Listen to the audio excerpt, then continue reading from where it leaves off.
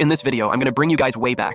When I mention way back, we're talking in 1994. This was the first time I was in danger while selling an item. For those of you not familiar with Maine in late April, it's a season in Maine where humans begin to come out of hibernation. Winters are freezing. People lock themselves inside with nothing to do. Once April sunshine rolls in, the ground starts to thaw out, and temperatures reach over 50 degrees. It gives Mainers hope to look forward to.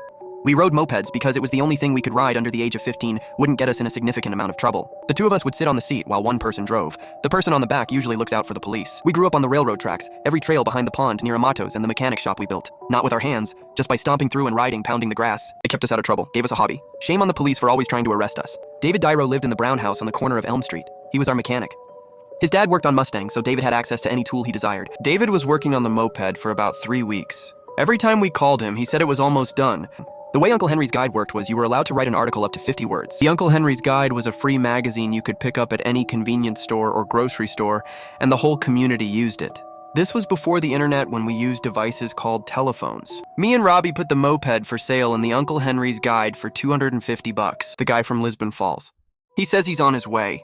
It's gonna be an easy sale. It's gonna take him 3 hours to get here. We get to David's house and the moped is still sitting in multiple pieces. Robbie's idea is to shut all the windows, lock all the doors, and don't answer the phone and just be quiet when he starts knocking. Well, that doesn't work either because the guy starts throwing rocks at the house. It looked like Richard was gonna save us, but I don't know what he was gonna do.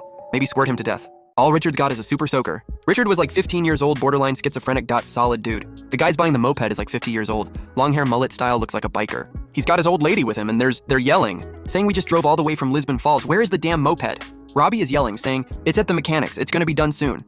The guy says you kept telling me it was at the mechanics, but it was gonna be drivable. What happened? The guy doesn't know that we're kids.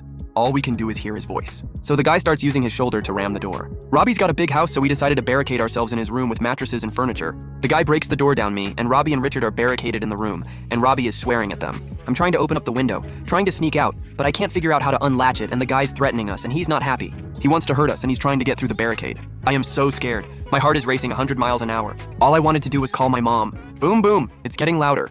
He's almost through the barricade. I'm crying. I'm shaking. I just want to go home. Boom, boom, boom, boom. I grab a blanket and curl up in a ball.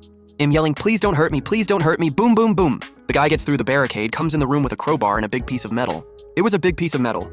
He rips the covers off me, and he swings like he's gonna whack me. And then he realizes that we're kids. He swears at us, and he's mad as heck. But he decides he can't hurt kids, so he left. Richard called the cops. Cops came. We all gave a description of the guy, we gave his license plate number, and wrote a full statement. The guy ended up getting arrested, and later Robbie's mom ended up dropping the charges on him because the guy's old lady wrote a check and gave it to Tammy, Robbie's mom, to bury the hatchet. And we never heard from him again.